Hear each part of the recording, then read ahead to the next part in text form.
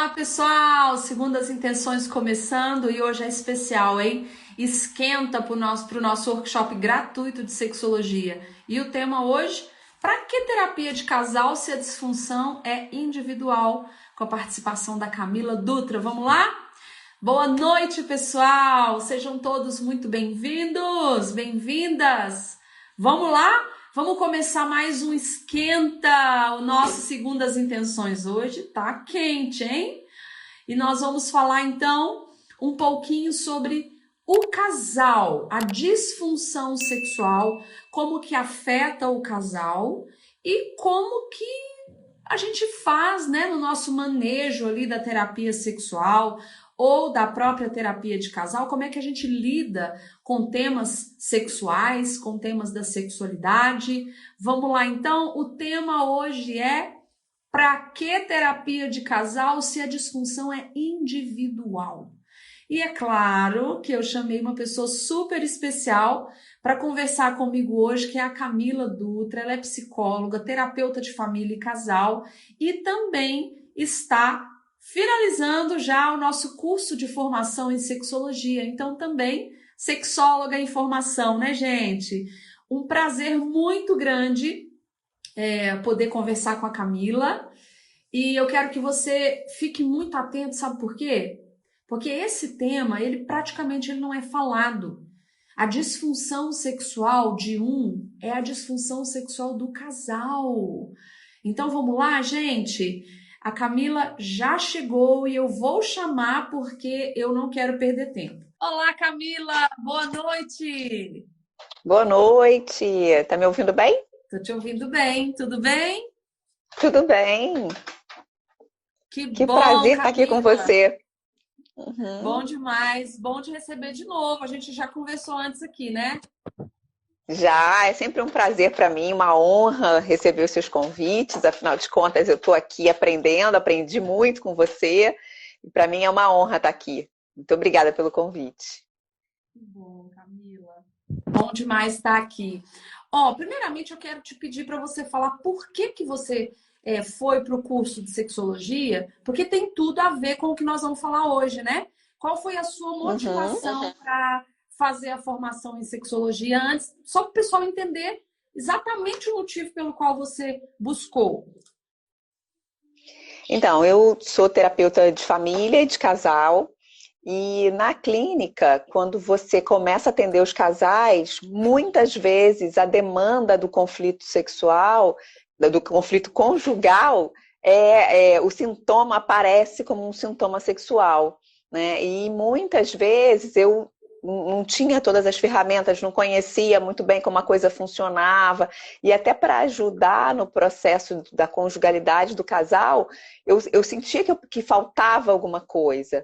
Então, foi por isso que eu fui buscar a formação para agregar, né, já o meu trabalho de terapia de casal e família. Então, esse foi o maior motivo e não me arrependo, recomendo a outros colegas que estejam aqui que o curso da Saré tem muito conteúdo, né, e me agregou muito no processo de atendimento de casais e famílias. Muito bom.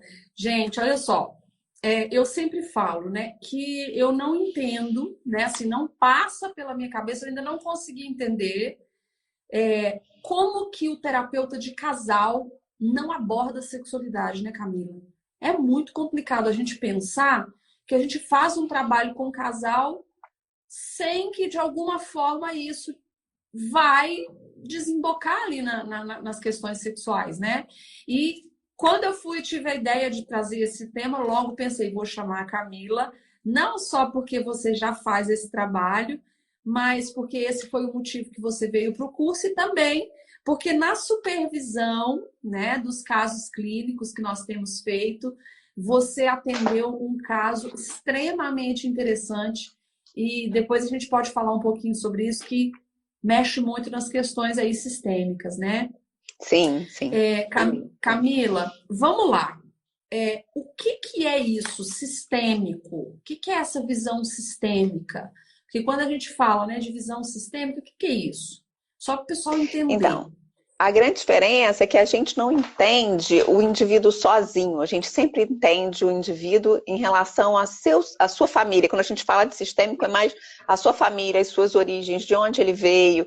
Então, a gente sempre investiga que padrões aquele indivíduo está repetindo, da onde veio isso, né? E por que que isso está refletindo na conjugalidade, porque as pessoas têm essa máxima que a gente ouve, que são duas metades da laranja, que são duas pessoas começando uma família nova. Não, na verdade, cada um vem com uma bagagem, e às vezes uma bagagem muito pesada, muito grande, né, das suas histórias familiares. Então, quando a gente falando especificamente de sexualidade, né, então como é que era a sexualidade na minha família, como é que essas coisas foram, que padrões eu repito, e às vezes até nem padrões que sejam especificamente sexuais, mas questões de relacionamentos com a sua família que você não imagina, mas quando você começa a investigar, refletem na cama do casal.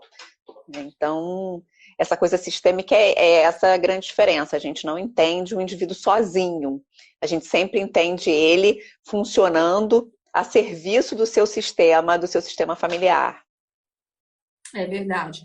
E a gente sempre tem que reforçar, né, gente, que a gente tem critérios do sexo, da sexualidade, do estudo do ser humano, que são as questões biológicas, as questões psicoemocionais e as socioculturais sistêmicas, que é isso que a Camila está falando. Nós não podemos ser avaliados nem tratados, né, numa perspectiva terapêutica isoladamente. Não é que não pode, né? É um trabalho muito mais eficiente quando a gente coloca o indivíduo num contexto. Eu sei de onde ele vem, que tipo de mentalidade, crenças, tabus, mitos, tanto religiosos quanto familiares, esse casal carrega, né, Camila? E quando a gente fala do sistêmico, tem muito também a dinâmica do casal, né? A dinâmica da relação desse casal que vai nos ajudar a entender muitas disfunções ou muitas inadequações, né? Olhando para o casal, não só para o indivíduo, né? Eu pensei muito nesse tema, né? Para que a terapia ser feita com o casal se a disfunção é só de um? Então, fala um pouquinho para nós de como que é a percepção de tratar o casal e não só o indivíduo. Por que é o ideal? Nem sempre é possível, mas por que é ideal tratar o casal e não só o indivíduo? Como eu disse, sendo terapeuta sistêmica, entendendo o indivíduo dentro do seu sistema familiar, e principalmente quando o indivíduo que vem com a queixa, né, da questão sexual, ele tem um relacionamento estável, né, alguém com quem ele se relaciona, muitas vezes, principalmente depois que a gente afasta questões fisiológicas, né, porque quando o indivíduo vem para terapia de casal, às vezes a gente percebe que tem uma questão ali, e aí a gente encaminha para o médico e tal, mas quando vem direto para terapia sexual, normalmente ou ele já vem encaminhado por um médico, ou a gente manda ele para o médico. Então a gente afastou que a questão é fisiológica, essa questão é psicológica, social, cultural e da conjugalidade, né? Então, tratar tratar os dois juntos sempre é muito mais efetivo. Porque a questão está na relação. Quando a gente recebe um indivíduo, né, que é casado, que tem uma parceria fixa e tal, e tem uma questão sexual, a questão é da relação. Né? Então, é muito mais efetivo quando você trabalha os dois, quando um escuta o outro. E no setting terapêutico isso fica muito mais fácil da gente arrumar uma solução de um ajudar o outro, de evitar que a culpa é sua, a culpa é minha, o problema é dele, é ele que tem disfunção erétil, não sou eu, né? Ou é ela que tem um vaginismo, não sou eu, como se o problema fosse do outro, e muitas vezes a questão está na conjugalidade e o que eu mais vejo é de estar na família. Às vezes a pessoa não se permite e até desenvolve sintomas de dificuldades na questão da sexualidade relacionadas a questões familiares não resolvidas, tabus, crenças religiosas. Então, assim, é muito mais complexo do que a gente imagina. Quando as queixas já vêm para a gente, né, e afastou toda uma questão fisiológica. É verdade. E aí a gente pensa, né? A gente trabalha nessa área, a gente sabe que muitos casais vêm fazendo exatamente isso que você falou. Olha, eu vim aqui porque a minha esposa, né, tem, sei lá, uma disfunção do orgasmo. Ah, eu vim aqui porque o meu marido tem ejaculação precoce. Mas como é que é o encontro desse casal? Né? Como é que é? Vamos pensar na mulher que tem um quadro aí de anorgasmia, que é a dificuldade ou a impossibilidade de chegar ao orgasmo. Como é que é a interação do casal? Né? Como a gente falava ontem, o orgasmo não cai do céu, né, Camila? Então, como Não, é não que é cai, não cai. né, a interação do casal? E a inadequação sexual vai aparecer de parceiro para parceiro. Com um parceiro, de repente, eu não tenho aquele problema e com outro aparece, né? Exatamente. Eu já tive queixas de que a pessoa vinha com uma queixa de disfunção erétil, por exemplo, o rapaz chegou com uma queixa de disfunção erétil, mas que ele conseguia, quando ele fazia práticas sexuais sozinho ou com videochamadas, sexo virtual, ele conseguia ter ereção. Então, assim, não tem uma questão. Ele tinha ereção noturna, então, assim, não tinha nenhuma questão que era fisiológica, e ele conseguia em outros. E aí, quando você vai trabalhar a conjugalidade, você descobre ali quais são as dinâmicas que estão fazendo com que aquele indivíduo apresente aquele sintoma no momento que está com aquela parceria. E muitas vezes, quando a gente atende o casal, a gente consegue fazer com que os dois vejam, né, o que na relação está causando aquele sintoma, né? Na verdade, não é uma coisa só, é um conjunto de coisas. Normalmente aquilo já vem de um tempo, né? Você tem falado aqui, se as pessoas têm te acompanhado, né, de mulheres muito controladoras, né? E às vezes a gente vê que são pessoas que são salvadoras, que resolvem tudo, que tem homens, entre muitas aspas, fraco, e aí é aquela mulher que dá, e aí cria um desequilíbrio no relacionamento, e normalmente, né, quando às vezes a gente vê, tem uma questão, tem uma traição, né, não que ele não tenha responsabilidade nisso, mas essas diferenças, essa falta de equilíbrio na relação, ele se sente diminuído, e aí aparece um sintoma sexual. Às vezes quer terminar um relacionamento. Outro dia eu estava ouvindo um consultório também, a pessoa falando que está num relacionamento novo, que estava apresentando isso, mas que eu estou cansado e tal. E aí daqui a pouco soltou que em outros relacionamentos, quando ele queria terminar, essa coisa acontecia também. Né? E aí agora ele estava tendo uma dificuldade com a parceria que tinham acabado de oficializar ele e morar juntos. Então, assim, quando você trabalha o casal, você entende a questão conjugal e aí fica muito mais fácil de ajudar e de chegar no ponto, né, qual é o foco sistêmico que a gente vai tratar naquele processo terapêutico. É verdade. E aí você tocou num ponto interessante, porque ontem mesmo eu falei, né, dos tipos de mulheres que têm mais propensão a disfunções sexuais. E aí você tocou num papel muito interessante que é a mulher guerreira, né? Que é aquela que está todo o tempo em disputa, em luta de poder com o parceiro, né? E acontece um fenômeno muito interessante que até o Dr. Ricardo Cavalcante traz no livro, né, do tratamento das inadequações sexuais, que é exatamente a castração psíquica, né? Que essa mulher poderosa ou mais poderosa que esse homem faz, inclusive, nesse homem, né? Que eu acho, Sim. Camila, que está um pouquinho dentro do caso que vocês trabalharam na terapia, na nossa supervisão em terapia dos atendimentos sociais. Claro que a gente não vai citar nomes aqui, mas eu queria que você trouxesse um pouquinho de qual que foi a dinâmica que vocês perceberam no casal que vocês atenderam na nossa clínica social, para o pessoal entender como que é real, né? Como que a questão sistêmica, relacional, ela pode gerar disfunção sexual, sim. Então, o que foi, assim, no geral, que vocês observaram? Quais dinâmicas? Na verdade, a gente recebeu... A questão era um homem que tinha queixa de disfunção erétil, já tinha afastado as questões fisiológicas. Quem fez a inscrição nele no projeto para trabalhar, para ser atendido, foi a esposa. E a secretária da Facex, quando entrou em contato, fez contato com ela, e eu falei assim, já propôs que já viesse o casal, e ela não aceitou, e não, a questão é dele, o problema é dele, e aí ele veio, é só ele. Aí a gente já vem, né, já com a proposta de trazê-la, né? Na minha cabeça, quando eu venho, tem uma questão do casal, ainda mais com esse histórico, né, de que foi a esposa que mandou, dizendo que o problema era dele, a gente já desconfia. E aí, por que que não foi ele, né? Por que não foi ele, então, que fez? Não foi ele que buscou. Foi ela que buscou para ele, né? Então a gente já vê que tinha uma questão aí. E aí a gente começou a perguntar, e ele queria, a gente já propôs que ela viesse logo de início, e ele queria mais tempo para poder falar. E aí eu percebi que tinha uma questão de fazer queixas dela, né?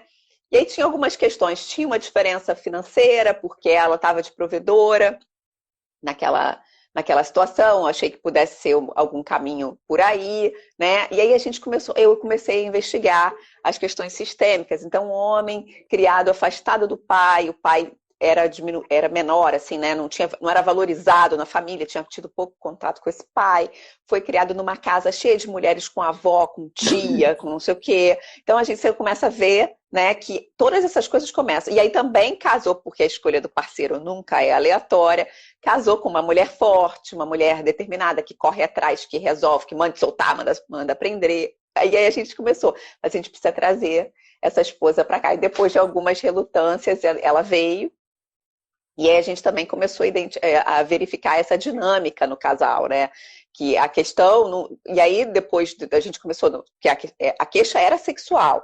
E aí quando a gente começou a investigar a história dele, né? A gente fez o duograma, para quem não sabe, a gente vê qual foi a história relacional dele, qual foi a história relacional dela, como é que eram as primeiras experiências sexuais dele, quais eram as primeiras experiências sexuais dela, quais eram as queixas de um, queixas de outro, práticas que eles faziam. Então eles tinham práticas de terem suas atividades sexuais separadas, mas juntos.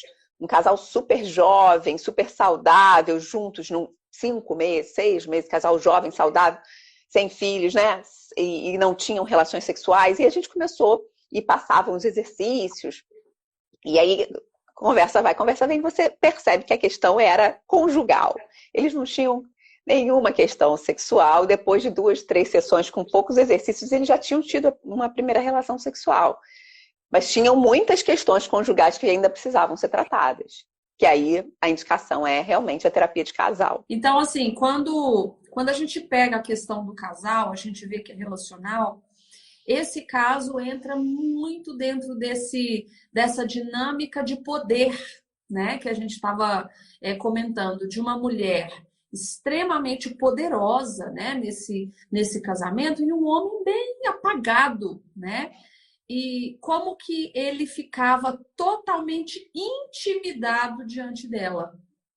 Então, assim, a postura na dele... verdade, eu acho que tinha uma disputa de poder diferente, assim. Na verdade, ele usava isso também como uma forma de ter poder, né? Porque ela tinha muito desejo sexual, né? Então, a forma, como ele não tinha dificuldade de assertividade, de colocar as coisas que ele queria, né? Tinha algumas questões dele aí, né?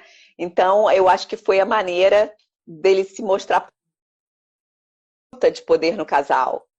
E apareceu justamente na questão sexual, né? Então, ele não era tão enfraquecido, não. Era uma coisa... Era um poder velado, assim, uma coisa meio subjetiva, sabe? A maneira dele de exercer poder era essa. E aí é uma disputa muito da conjugalidade mesmo. É verdade. E uma das coisas que eu acho interessante também, tudo é interessante, né? Quando o casal consegue vir, né? Como se a gente estivesse tratando só 50%. O ideal é que os dois venham, né? Mas como é que é a questão? Como que você percebe o diálogo? Não só na terapia de casal, mas também voltado para a sexualidade. O que é o mais difícil para os casais em termos de comunicação? É falar sobre o sexo, falar sobre o que não gosta, até questões do dia a dia. Tanto na terapia de casal quanto na sexual, a comunicação é muito mais difícil. Então, o casal vem com uma queixa sexual, eles às vezes fazem sexo, às vezes insatisfeito, um é mais satisfeito que o outro, alguma inadequação sexual, mas eles conseguem fazer o ato, praticar o coito, mas não conseguem falar sobre o ato. Então, o processo de comunicação é muito difícil. E aí também tem a ver com as suas histórias de vida, né? Falar sobre isso pode ser tabu, principalmente para as mulheres, né? E às vezes para alguns homens que entendem aquela mulher como a mulher que é a mãe dos filhos, a dona de casa, né? A esposa, que essa mulher falar de sexo também seria uma coisa como se ela não tivesse esse direito, né? Ou que fosse uma coisa de mulheres pervertidas, né? Então, o que ele vai pensar se eu propor alguma coisa, se eu inicio a atividade sexual, o que esse marido vai pensar? Então, essa comunicação é muito difícil. Eu convivo, né, e às vezes atendo pessoas do meio religioso, cristão, principalmente evangélico, e nesse meio existem muitos tabus, muita falta de conhecimento, principalmente, às vezes, do casal, do próprio corpo, do que é sexualidade, né? Muitos desses casais se guardam para o casamento, e aí começam duas pessoas que nunca tiveram orientação sexual, e aí vão para um relacionamento, e aí também não sabe o que é aquilo, não sabe. E aí tem um monte de coisa que disseram que pode, que não pode, que é proibido, tem as regras, que alguém deu um checklist do que podia e o que não podia na cama, e aí a pessoa não sabe, não se conhece, e isso gera, às vezes, questões sexuais que, para a gente que está aqui, são simples de resolver, mas não são para aquelas pessoas. Porque é falta de orientação, muitas vezes, falta de conhecimento do corpo, de como o corpo funciona, do que mulher gosta, do que ela gosta, aquela mulher gosta, aquele homem gosta, né? Às vezes questões a pessoa tem, não gosta de um tipo de prática, ou acha que aquilo não é santo, enfim. Tem várias questões que afastam esse casal e tudo passa pela falta dessa comunicação e essa dificuldade de falar. É por isso que a abordagem do casal junto é tão importante, é tão mais eficiente do que tratar um sozinho, porque é uma relação, é uma díade, né? Então, assim, é como se a gente ficasse manco, tratando uma perna só, sendo que as duas estão em desequilíbrio, né? E você falou anteriormente, você mencionou duas ferramentas que a gente usa, né? Que eu trago, inclusive, no curso de sexologia, que é o duograma e o genograma. Explica para o pessoal o que é essa ferramenta, até para eles já começarem a entender o tanto que a história do sistema reflete nas escolhas amorosas, né, na nossa vida. O duograma é como se você fizesse como se fosse a linha do tempo das histórias sexuais dos dois parceiros. Né? Você pode fazer isso junto ou separado e tal, mas é como se você contasse essa história desde a primeira. Às vezes eu começo assim: foi a primeira menininha que você viu, que você se interessou quando você era adolescente? Como é que foi essa história? Como é que ela era? Porque às vezes ali você já encontra um padrão, né, de pessoas com quem a pessoa se identificava. Então, a história sexual, que não necessariamente precisa ser quando a pessoa praticou o sexo a primeira vez, né? Como é que foram os primeiros relacionamentos, os primeiros namorados, como é que foi o interesse sexual. E aí também, quando já teve histórico sexual, então a gente entende do casal, e aí entende, né, a forma de um funcionar, a forma do outro funcionar para fazer alguma adequação. E o genograma é uma ferramenta utilizada normalmente pelos terapeutas sistêmicos, que é como se fosse a árvore genealógica daquela família. Eu, como terapeuta sistêmica, eu não consigo atender sem genograma. Tem um monte que atende, eu não consigo. A pessoa, na primeira sessão, eu já vou desenhando lá a família dela. Eu não consigo atender sem genograma. E aí a gente desenha como se fosse a árvore genealógica, mas a gente sempre usa uma ferramenta que pode ser utilizada você faz muito isso, né? Para questão financeira, para questões de saúde, para qualquer questão. Coisa, né? Qualquer coisa. E a gente, no caso da queixa sexual, a gente investiga. Então, naquela família, existe alguma identificação daquela pessoa com outro membro?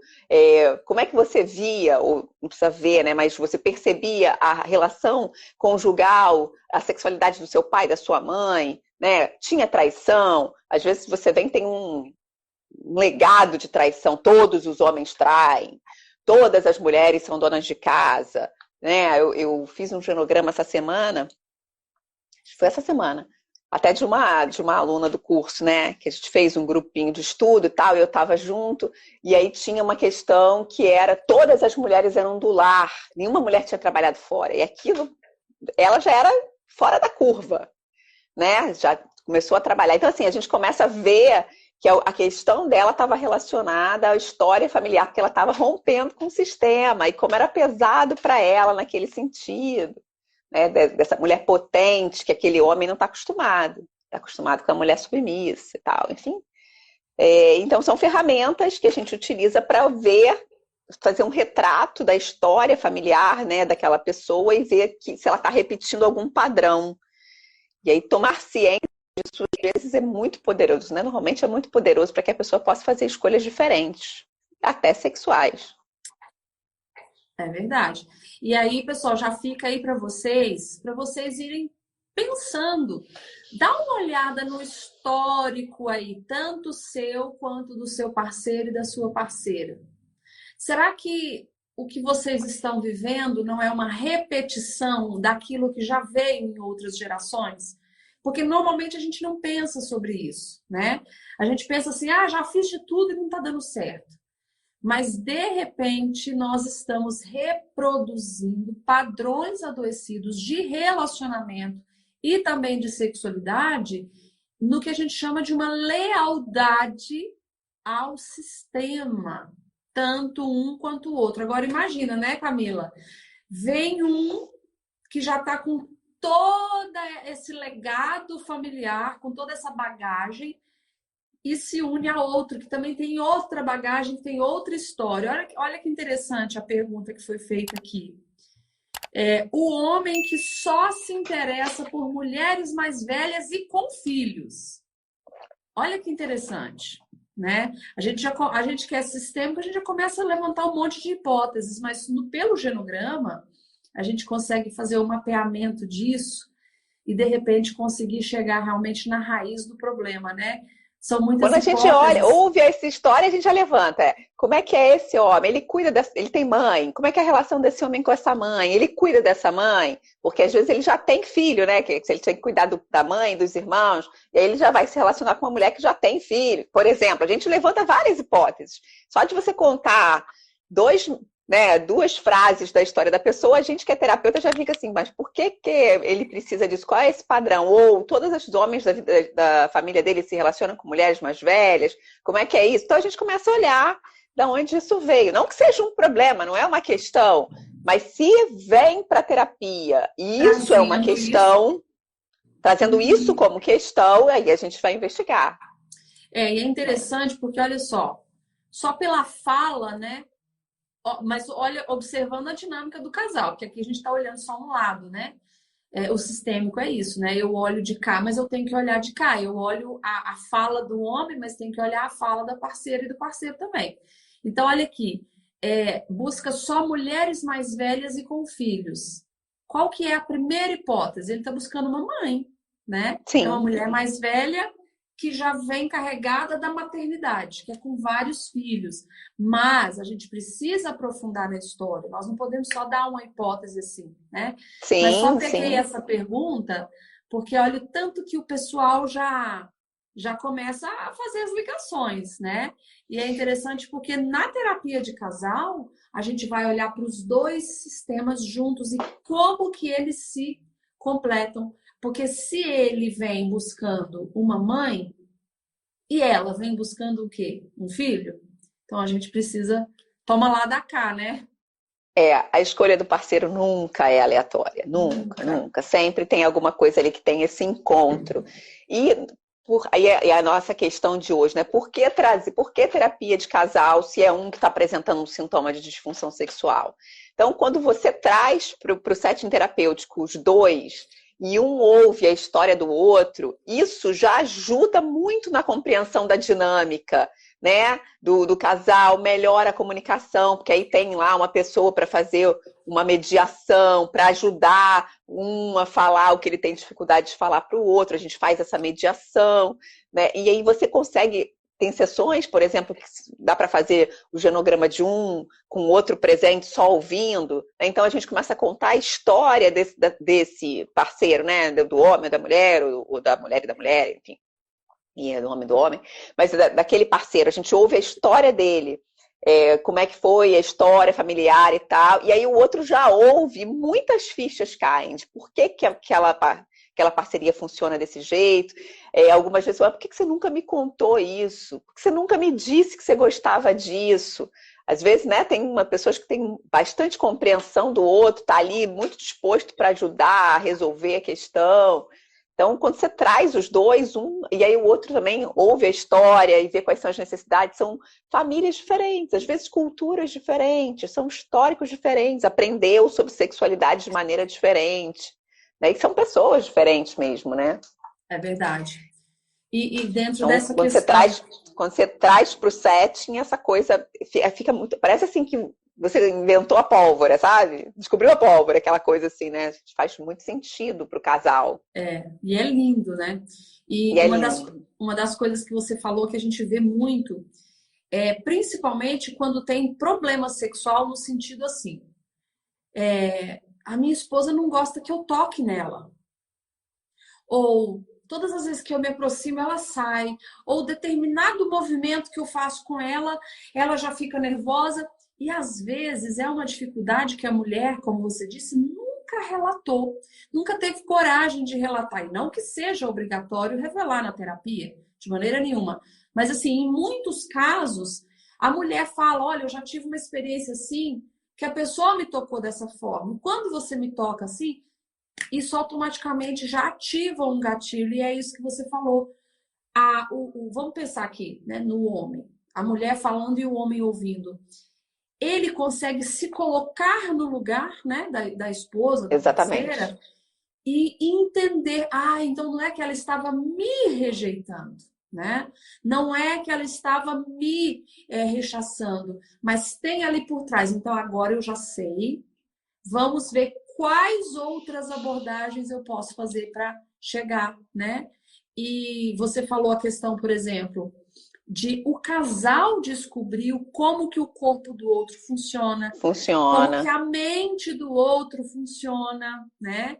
E, por exemplo, muitos homens falam, minha esposa não me ama mais, porque ela não me procura.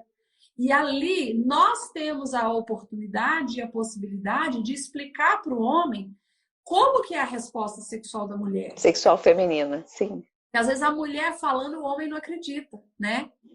Então, olha que tem uma questão do desejo mais responsivo, né? Que ela não tem esse desejo espontâneo. Às vezes é uma questão de crença, de tabu também, de que é o homem que tem que procurar, e aí às vezes ela tem desejo, mas não procura porque o que ele vai pensar de mim? E aí ele está lá esperando que ela procure. Então, tudo uma questão de comunicação, né? Que a gente pode ir ajudando esse casal. As crenças religiosas também, então, às vezes, uma disfunção sexual, a gente tem que respeitar as religiões e as crenças das pessoas. Então, às vezes, a mulher não se conhece, e aí mas como se ela não pudesse fazer nenhuma atividade de autoconhecimento sozinha, então a gente traz esse parceiro para que eles façam as atividades que a gente, né, vai recomendando ao longo da terapia sexual em conjunto, porque a gente tem que respeitar, né, a religião, as crenças de algumas das pessoas, né, porque a gente aqui não está... O terapeuta não está aqui para mudar nenhuma convicção de ninguém. E aí, quando você traz o casal, você consegue também que eles se ajudem mutuamente, até nas práticas da terapia sexual, quando tem alguma questão. Então, é sempre muito... para mim, atender assim, céu, é muito... Né? Para mim, o ideal é atender sempre o casal e sempre que possível trazer esse parceiro para participar e para que a terapia seja de casal, que a terapia sexual seja de casal, quando existe, né, um relacionamento estável aí. E uma das coisas que eu mais pensei também nesse tema, por que terapia de casal se a disfunção é individual, é que normalmente quem apresenta o sintoma, que é a pessoa que está com a disfunção, que está apresentando o sintoma, normalmente ela tende, principalmente a mulher, ela tende a carregar uma culpa. Culpa. Sim. Eu sou o problema, né? Eu estou destruindo o meu casamento.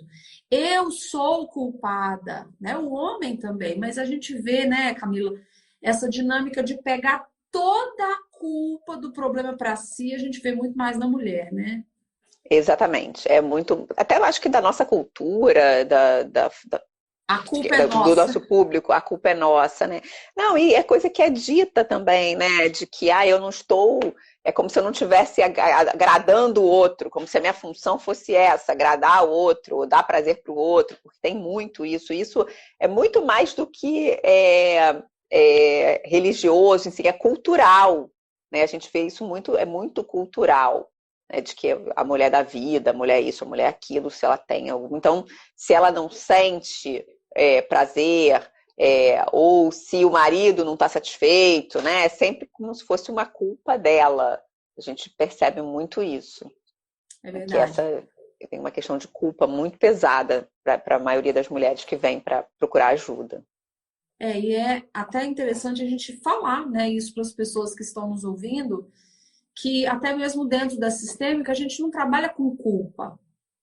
Cada um tem a sua parcela de responsabilidade. Então, se a gente está falando de casal, é o 100% de um com o 100% de outro, que juntando os dois dá 50% para cada um. Uhum. Mas, quando a gente fala, responsabilidade de 50% para um, 50% para outro. Não. É o meu 100%, né? É a minha força de vontade, o meu 100% de investimento com o 100% de investimento do outro que nós vamos conseguir mudar essa situação, né? Agora, Uhum. não é porque a pessoa vem buscar a terapia sexual sozinha que a gente também vai falar, não, não vou te atender. Bom, tem Sim. profissionais que não atendem, né? É uma linha de atuação. Agora, nem tudo está perdido, né, Camila? Como que fica quando só um vem? Vamos pensar, quando só a mulher vem. Os casos que eu já tive a oportunidade de atender, só uma pessoa que não queria que o parceiro viesse e tal, às vezes é essa coisa da dificuldade de orgasmo, porque a mulher fingiu muito tempo e ela não conseguia. Como é que ela ia contar para ele agora que ela nunca tinha tido orgasmo se ela fingia um maior tempão? Né? Então, e aí eu não queria contar. Às vezes tem questões relacionadas a abuso sexual, que essa pessoa foi abusada e também não tem coragem de contar. Tem muitas questões. Então, assim, a gente também não pode abandonar a pessoa, desdará, porque ela é casada e ela está ali querendo resolver uma questão sexual. E também, muitas vezes, essa disfunção está ligada a alguma questão emocional, né? Quando todas, né, já tirando, vamos sempre dizer que afastamos as questões fisiológicas. Essa mulher já foi na ginecologista, já fez os exames e tal, e veio porque alguém indicou, buscando ajuda por uma questão psicológica, né? A gente vai tentar ajudar e buscar onde é que né, que a coisa está agarrada, enfim, às vezes é uma questão de abuso mesmo e ela não quer contar, É, né? Milhares de questões. Não, não só isso, né? Às vezes é desconhecimento do corpo, às vezes é vergonha, às vezes tem a questão da comunicação. Quer dizer, o ser humano é muito plural, né? Muito único, não tem só uma razão. Mas a gente ajuda, sim. Principalmente na psicoeducação, essa área da psicoeducação, do autoconhecimento, nossa, isso ajuda muito. Às vezes, duas, três sessões, a pessoa, tipo, o mundo se é abre para verdade. aquela mulher, É. né? E por mais que a gente receba um indivíduo só, de qualquer forma, a nossa abordagem sempre vai ser sistêmica, né? Sistêmica, Por sim. mais que a gente está recebendo um, a gente sempre vai pensar naquele um dentro da interação dele com o outro, né? Então, como que é a ação, a reação, o pensar, o sentir e o agir, sempre em relação à parceria, né? Porque a terapia sistêmica individual, né, o terapeuta sistêmico que atende paciente individual, né, que é o meu caso, também atendo individual, você acredita que se um muda, todo o sistema muda. Então, se aquela mulher, vamos dar um exemplo aqui, que tinha uma dificuldade com o próprio corpo, de autoconhecimento e tal, e se ela começa a conhecer, a se permitir solicitar coisas, a fazer coisas diferentes, aquele outro parceiro já vai ter que reagir diferente para ela, em relação a ela. Então, assim, ele pode reagir bem ou mal, né? Eu lembro que tem uma colega nossa de curso que ela disse que descobriu a sexualidade mais tarde na vida, né, e tal, e aí o marido dela ficou meio assustado, ela contou isso. E aí ela falou, não, mas eu não quero nada diferente com o outro, eu quero com você, eu quero descobrir esse negócio aqui com você, né? E porque ele se assustou, porque ela começou a estudar sobre sexualidade, se descobrir, descobriu o prazer na maturidade, queria experimentar aquilo com aquele marido, ele ficou assustado. Porque quando um muda, o outro muda também. O outro vai reagir diferente em relação àquela pessoa. É verdade. Então, é isso mesmo. Então, mesmo sendo atendimento individual, a gente tem essa perspectiva relacional, sistêmica, né? Porque é aquilo que você falou. A pessoa que mais sofre dentro do sistema, ou aquela pessoa que apresenta a disfunção, ela tem um grande poder de trazer transformação, né? Então, por mais que quem está nos ouvindo pensar, eu nunca então vou conseguir tratar, porque meu marido nunca vai. Venha para a terapia, né? Venha para buscar ajuda, porque a mudança em um vai gerar um movimento. A gente sempre coloca aquele exemplo dos dominós, né? Um movimento que a gente faz em um vai aquela sequência de mudanças e de movimentos, né? Camila, teve uma pessoa que fez um comentário aqui em cima que ela disse o seguinte, ó, eu não vou falar o nome para resguardar. Olha só. E quando a mulher foi traída, o marido pede perdão, ela perdoa, mas o sexo não é mais o mesmo, porque a mulher sempre fica pensando no que ele fez com a outra. E se sente culpada, ó, a culpa de novo, né? O que a gente pode falar para ela? Dentro dessa perspectiva que diz de casal, de sistêmico. Na terapia de casal sistêmica, a traição é sempre uma questão dolorosa, né? A gente sempre fala que tem 50% de responsabilidade de cada um no processo. Não que, é claro que a pessoa que cometeu o ato da traição tem a responsabilidade pelo ato. Não estou dizendo que não tem. Que não tem responsabilidade porque ele tomou aquela decisão pela traição. Mas, no relacionamento, de uma maneira geral, esse relacionamento não estava bom. Às vezes a traição é um bom sintoma, sintoma de que a coisa não está boa, né? Tá todo mundo fingindo que tá tudo bem e a traição aparece ali, bota em cima da mesa e não tem como você tem que lidar com aquilo. Agora, o processo é um processo de perdoar o outro, é um processo. E às vezes o que a gente vê muito é que as pessoas dizem que perdoaram, né, dali, né? Mas na prática a coisa não funciona. Até porque esse outro que traiu, ele vai precisar de ter paciência, vai precisar de passar por algumas situações até que aquela pessoa que foi traída se sinta segura novamente. Então é um processo da conjugalidade. E aí tá rebatendo no sexo. Então assim, não é outro, tá, vou pedir perdão, você perdoou, agora para de encher meu saco. Não é isso. Porque é um processo para os dois. É um processo para ela de perdoar e até que ela consiga confiar nesse homem novamente. E é um processo para ele de ter paciência, de não ser, sabe? Vai ter que ter alguma paciência, vai ter que ter atitudes diferentes para que essa mulher reconquiste, que é uma questão muito mais de confiança.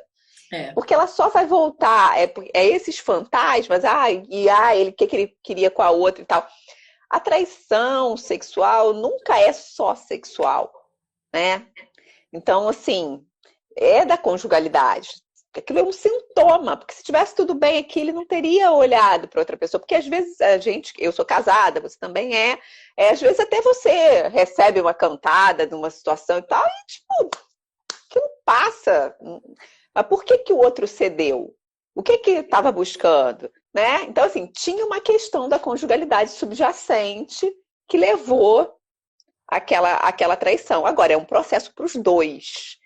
E aí, se esse perdoou, tá perdoado, não tá funcionando, aí eu acho que vai para terapia de casal para ver se isso funciona.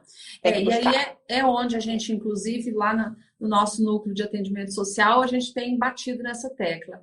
Tem coisa que é para terapia sexual e tem coisa que não é. Esse caso, por exemplo, é um caso nítido de um casal que viria para a terapia sexual. Por quê? Porque o sexo não tá bom. Mas quando a gente vai ver, teve uma traição, não tá resolvido. Então, a gente sempre tem falado, né, Camila? Olha, Vamos ver como que dentro da terapia a gente pode ajudar, da terapia sexual, mas muitos casos que vêm para terapia sexual não são para terapia sexual. É para psicoterapia, é para terapia de casal. A gente pode ajudar na parte sexual, falando só da terapia sexual. Nós duas, por coincidência, também fazemos a outra parte, né? Mas o terapeuta sexual, ele precisa agir ou atuar dentro daquilo que ele tem treinamento para fazer, né? Mas fica aí, né, para o pessoal pensar, porque tem muita coisa que às vezes está reverberando no sexo, né, na vida sexual do casal, mas a questão é totalmente conjugal, né? Trabalhando a conjugalidade, é claro que a probabilidade da vida sexual melhorar é grande, né? Ainda que pode ter a terapia sexual junto também por conta especificamente das questões sexuais, que a gente sabe que não é todo terapeuta de casal também que atua nas questões sexuais, né? Até que tem uns que nem perguntam sobre, né? Porque vai que pergunta, eu vou ter que dar conta, e aí Nem como é que eu vou dar conta? É verdade, nem pergunta porque eu não sei responder, né? Camila, mas assim, a gente poderia ficar conversando aqui, mas o que você pode trazer assim, né, para a gente já deixar uma mensagem para o pessoal sobre essa questão, né, da disfunção ser do casal? Não é uma pessoa que tem a disfunção, é o casal. Como que a gente pode resumir isso? Ou o que você quer deixar aqui para os nossos ouvintes para hoje? É aquilo que eu estava dizendo, que sempre tem 50% de responsabilidade de cada um no processo, né?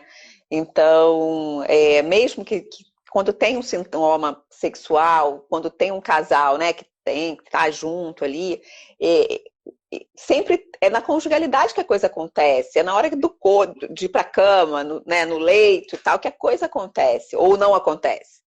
E aí é muito importante que a gente cuide desse casal e dessa conjugalidade mesmo, passando pela comunicação, passando pelo conhecimento do corpo, conhecimento da história de cada um, das expectativas de cada um, para a gente poder cuidar, né, e dar o melhor direcionamento para esse casal. E quando vem normalmente o casal, já apareceu num ou no outro, e quando os dois vêm, é outra vibe. Quando já chegam os dois querendo resolver, porque tá o outro, você percebe já que o outro está disposto a ajudar, é muito mais rápido que a coisa acontece. Né, que ele tem mais paciência, o outro sabe que, né, a disfunção está aparecendo em um, mas o que eu posso fazer? Qual é o meu 50% nesse processo da disfunção? Então, toda vez que você recebe um casalzinho assim, que o casal vem, olha, a gente está aqui porque a gente quer resolver, é muito melhor, porque a motivação é dos dois, né? Do que quando é de um só. Então, por isso que a gente fala, a disfunção é de um, mas se apresenta para os dois, para aquele outro também não está bom. Né? Ou porque a mulher está sentindo dor, ele não quer causar dor na mulher, mas ele tem desejo, ou porque aquela mulher não tem desejo, ou porque aquele homem não tem desejo, o que está acontecendo? É um problema no trabalho, é um problema na família, né? Ou não quer cuidar da saúde, enfim, as possibilidades são infinitas. Mas quando a gente recebe o casal e o casal motivado, a coisa anda muito mais rápido. Não tem que ser rápido, né? Mas é muito mais... É mais fácil e reconfortante e melhora essa conjugalidade. Quando você tem intimidade para falar dessas coisas suas muito íntimas para o seu parceiro, isso melhora a relação de uma maneira muito mais ampla, né? Em todos os aspectos. Que você tem liberdade para falar de coisas, né, que você consideraria muito íntimas e tal, e não tem. E aí você vai falar de qualquer coisa, vai falar de dinheiro, vai falar. Então melhora tudo.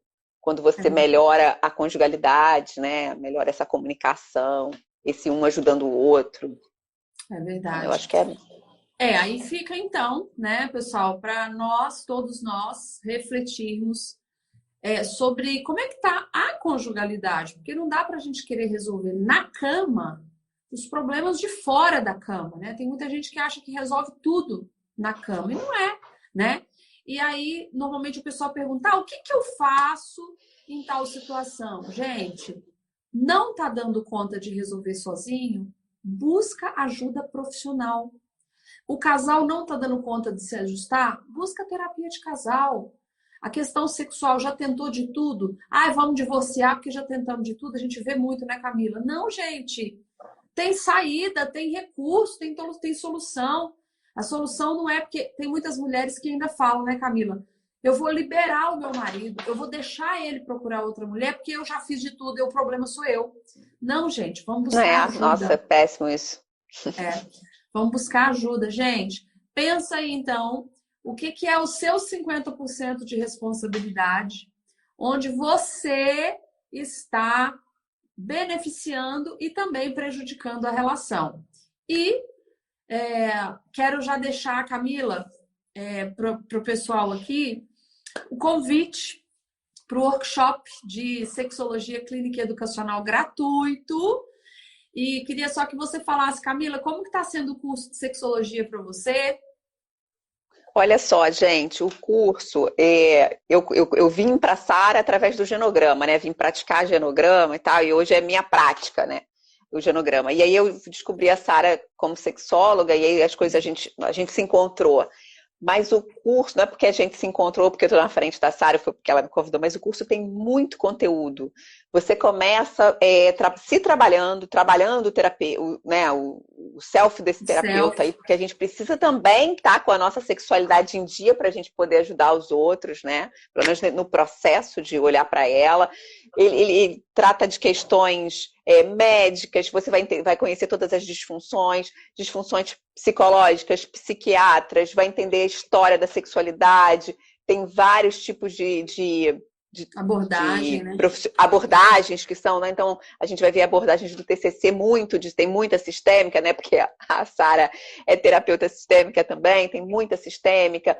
Ele tem muito conteúdo. Às vezes é difícil até a gente acompanhar, né? Tem mais conteúdo, às vezes, do que uma pós-graduação. Assim, eu era bem disciplinada, eu reservava umas horas assim por semana para poder fazer o curso, mas tem muito conteúdo. Então, assim, para você que é terapeuta de casal, que era o meu caso, e está com alguma dificuldade nesse sentido, assim, virei as chaves. Eu acho que vale muito a pena fazer o curso da Sara. A gente tem uma visão para a própria vida. Às vezes, se você não é terapeuta, mas você quer aprender sobre a sua sexualidade, que a gente tem várias pessoas lá que vão só atuar na área educacional, que foram para autoconhecimento, também é muito legal. Você também consegue, né, aprender muito, aplicar muito na sua vida e, de repente, depois usar isso para dar palestra, para fazer educação sexual com crianças na sua igreja, na sua comunidade, no lugar que você trabalha, ou mesmo orientar os amigos. Assim, é um curso muito rico, que dá muitas possibilidades de atuação, não só na clínica, né? A gente falou muito de psicologia clínica, de terapia de casal, mas também na área de educação sexual, né? Então, para todas as faixas etárias. Então, assim, eu acho que se você está aí na dúvida, vai para o workshop, você vai ver como essa mulher entrega. Eu brigo com ela que ela entrega muito, ela é muito generosa. Não é um curso, eu já fiz cursos com pessoas muito badaladas aqui, que a gente paga fortuna, essa pessoa não sabe nem que você é aluno dela, porque ela dá aula para 300 pessoas. A Sara conhece os alunos, as aulas online para tirar dúvida, ela é muito acessível, né? Então, assim, se você quer um curso que vai aprofundar, que vai tirar suas dúvidas, que você também vai conseguir se cuidar, né? No sentido de que você vai ter autoconhecimento e educação, eu super indico aí. Fiz aí o seu comercial e é do coração, você sabe que é. Bom demais, gente. Ó, pelo depoimento da Camila, vocês já viram, né? Mas, gente, nós estamos, então, convidando vocês para o workshop gratuito e online de sexologia clínica e educacional. Nós estamos no Esquenta. Essa foi mais uma live do Esquenta, só esquentando os nossos motores. Mas vão lá na bio, no nosso perfil e se inscrevam gratuitamente. Camila, muito obrigada. Já estou com saudade de você, viu? A gente se encontrou, né, Camila? Eu que agradeço. Que bom, gente. A gente se encontrou pessoalmente depois de, sei lá, quase 2 anos se vendo online. Consegui ver que a Sara é uma mulher grande, que eu achava que a Sara era baixinha, a Sara do meu tamanho, alta, bela. Sou alta. Foi uma delícia. Verdade. Camila, um beijão. Pessoal, beijo para vocês. Obrigada a todo mundo que participou. Quem está no YouTube, deixa seu like, se inscreva. E vocês que estão no Instagram, se inscrevam lá no canal do YouTube também, porque tem vídeo todo dia, tá bom? Beijo, Camila. Beijo para todo mundo. Beijo, Sara. Obrigada por tudo, por sempre. É sempre um prazer. Deus, obrigada. Beijo. Tchau, tchau.